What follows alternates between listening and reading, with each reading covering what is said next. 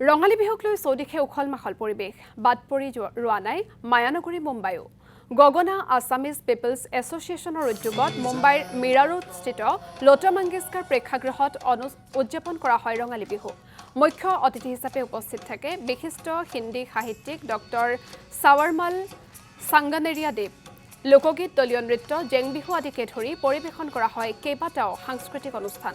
পিঠাপনাৰ লগতে পৰম্পৰাগত সুস্বাদু অসমীয়া খাদ্যৰ সোৱাদ লৈ মুম্বাইত বাস কৰা অসমীয়া ৰাইজে